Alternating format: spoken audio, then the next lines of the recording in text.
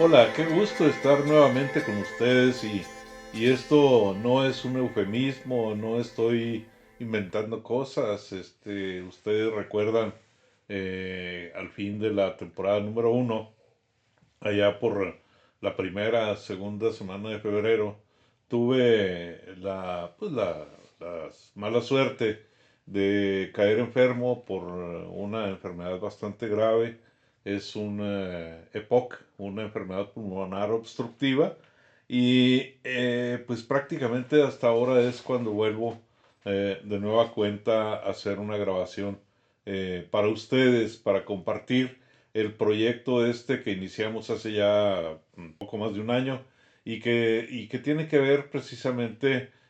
con el conocimiento de la historia de México. En todo este tiempo quiero agradecerles a ustedes su fidelidad, a ustedes su presencia en nuestros pequeños shorts, y que nos han venido acompañando desde un principio.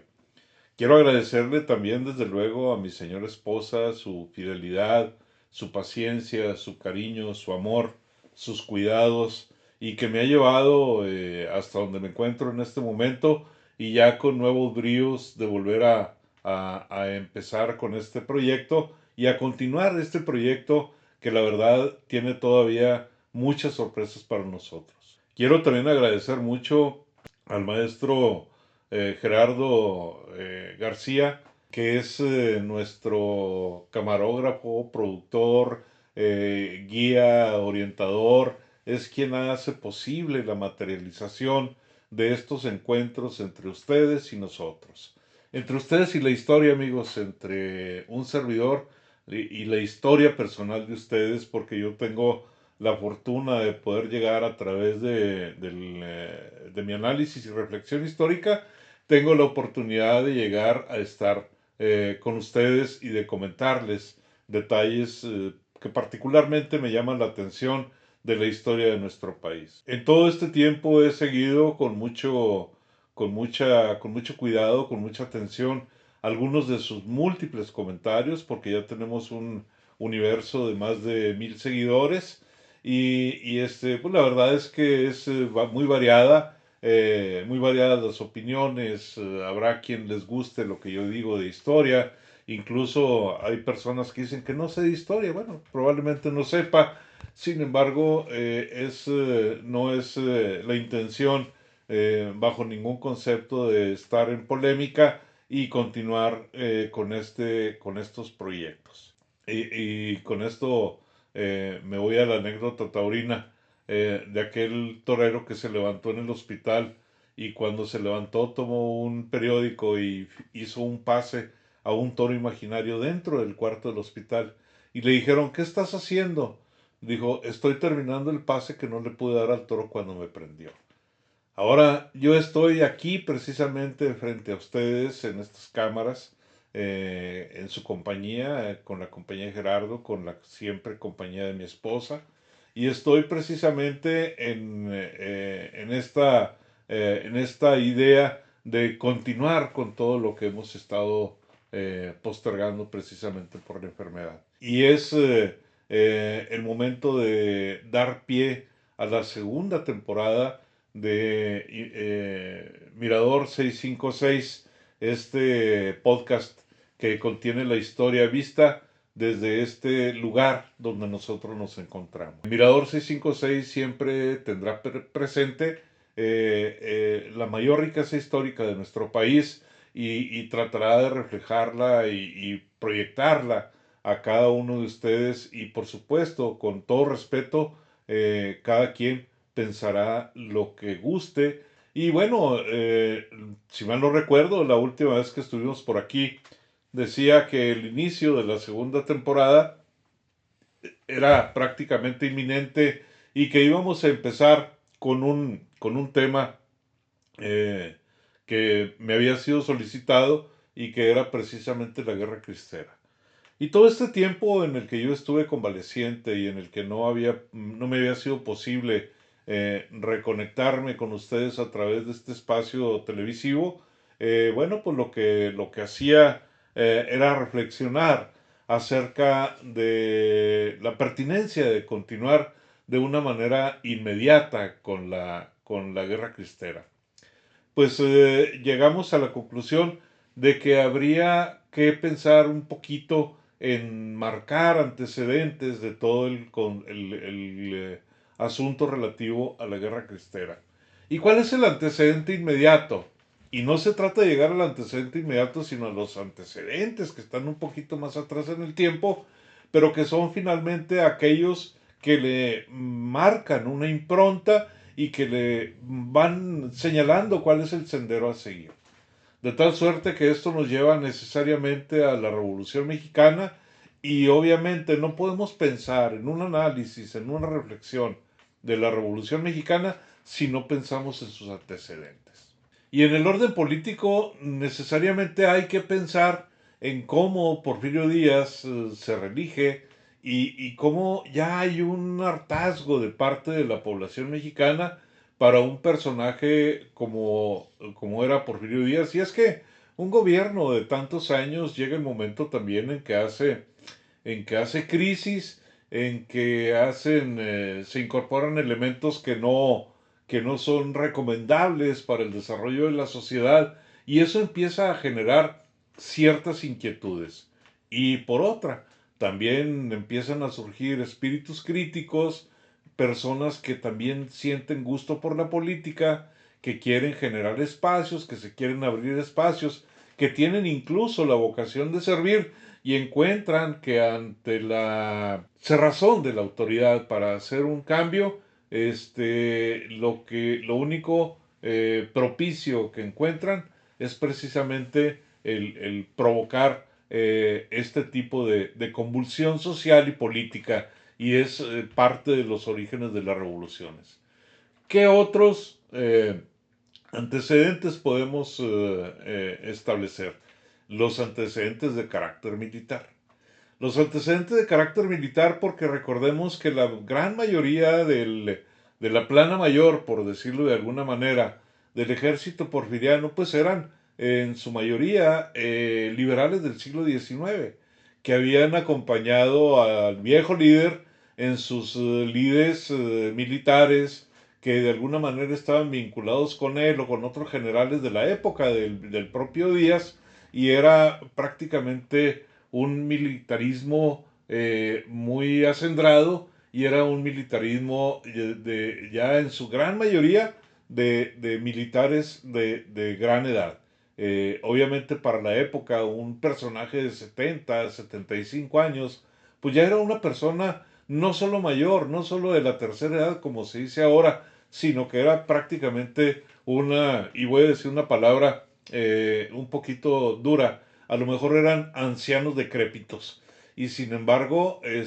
algunos de ellos, incluso como el propio Díaz, pues tenía todavía conciencia de lo que estaba haciendo. Y los sociales los voy a ligar también con los antecedentes de tipo económico, particularmente en el norte del país, amigo,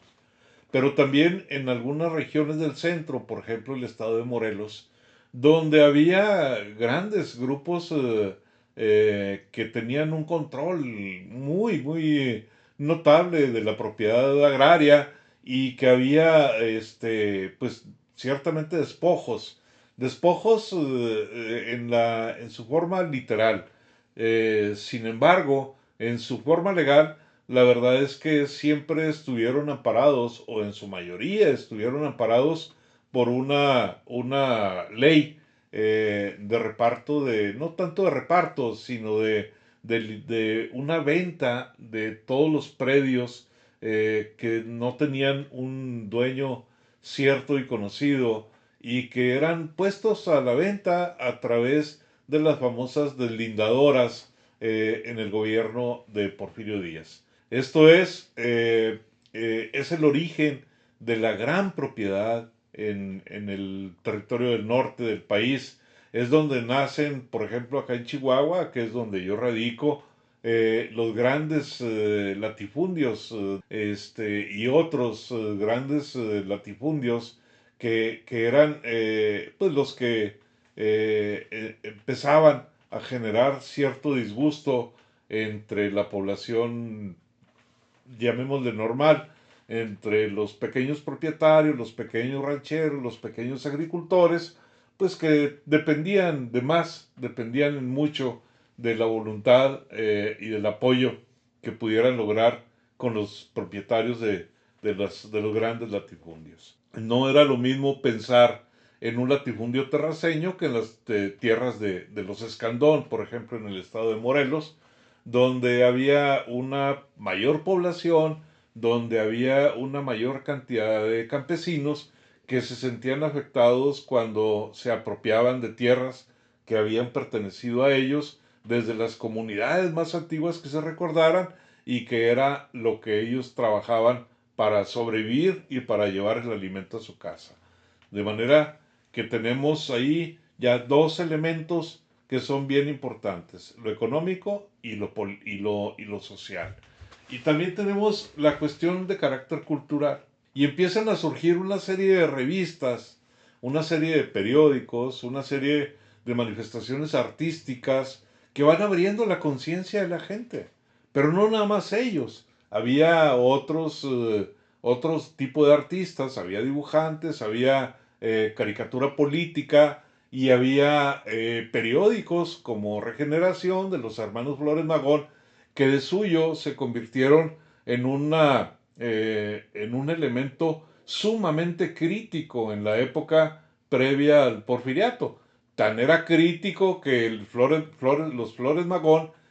pues prácticamente tenían que andar a salto de mata, incluso ellos estaban en territorio norteamericano, al menos Ricardo, que era prácticamente el ideólogo de la familia, y él era el que a través del periódico y sus hermanos eran los que estaban trayendo a México o llevando a México todas estas ideas que tenían que ver con la necesidad de propiciar un cambio en el rumbo del país. O sea, todo esto, ¿en qué desemboca? Todo esto desemboca en una crisis y desemboca en una crisis que finalmente lleva al enfrentamiento entre fuerzas políticas, entre fuerzas militares, grupos con una ideología diferente, con una cultura diferente, y eso es lo que se convierte en la piedra de toque de la Revolución Mexicana. Entonces, ya como un acto culminante de la Revolución Mexicana, sin adentrarnos en las grandes batallas, en los grandes eventos, en los grandes personajes, resulta que prácticamente el corolario de todo este enfrentamiento viene siendo la Constitución Política de los Estados Unidos Mexicanos, promulgada el 5 de febrero de 1917. O sea, fíjense cómo todo esto está concatenado, cómo todo esto está ligado, cómo todo esto forma parte al mismo tiempo de un solo todo, pero todo. Y no podemos nosotros desligar estos movimientos. Es un poquito, valga la comparación, como cuando hay un temblor, tiembla, sí, efectivamente, hay un lugar donde está el epicentro, pero se va extendiendo el movimiento de la Tierra para todos lados, para todos los rumbos, o cuando dejamos caer, no sé, una piedrita en un lago, vemos cómo se van haciendo los círculos del agua y todo tiene su origen nada más en la entrada de una piedra en un lago, o incluso de una gota de agua en un vaso, inmediatamente vemos cómo se repliega todo el contenido el contenido líquido del vaso. Así fue la revolución. Entonces, no es empezar ahorita en este momento a hablar de la revolución, sino tratar de hacer ver cómo la revolución y el evento de la guerra cristera tienen una liga, pero tienen antecedentes. Y los antecedentes no están inmediatos en 1920, no están inmediatos en 1900, sino que están a través del tiempo, se van construyendo, son históricamente construidos. ¿Y esto qué quiere decir? Pues quiere decir, amigos, amigas, ni más ni menos, que lo único que no cambia es que todo cambia. Si surge una norma, si surge una ley, si surge una forma particular de pensar en el pueblo, esta se va transmitiendo y conforme se va transmitiendo, va modificando todo su entorno y va influyendo en toda la gente para que haya una percepción diferente de lo que está pasando cada vez que se comenta. Por eso es importante el atender a un podcast de esta naturaleza, porque tenemos la oportunidad de mostrar, de enseñar, de analizar, de reflexionar acerca de los acontecimientos históricos y de pasada, cuando nosotros lo estamos haciendo, amigos, estamos invitando a que ustedes hagan su propia reflexión. Lo más importante no será nunca lo que yo diga, lo más importante será lo que ustedes piensen. Y eso es lo que nos mantiene a nosotros con este espíritu de seguir participando en este podcast. Por hoy, creo que esto es el inicio de una especie de un impasse entre la primera y la segunda etapas. Es algo, no es una, es una necesidad hablar del periodo revolucionario antes de reflexionar acerca de la guerra cristera. Necesitamos hacerlo y de eso es pues de lo que vamos a tratar, de ver todos esos antecedentes para ver cómo posteriormente vamos a encontrar de nueva cuenta, nos vamos a encontrar con ese evento que confrontó a los mexicanos en el primer tercio del siglo XX y vamos a ver cómo todo esto tiene antecedentes remotos, incluso en la segunda mitad del siglo XIX. Por hoy, le repito mi gratitud, mi agradecimiento, mi reconocimiento por su presencia, por su apoyo, por sus oraciones, porque muchos de ustedes me estuvieron apoyando de esa manera. Y bueno, pues yo aquí estoy y yo espero que sigamos mucho tiempo. Y por ahora no me queda más que ofrecerles, pedirles, desearles que tengan ustedes un excelente tiempo todo el tiempo.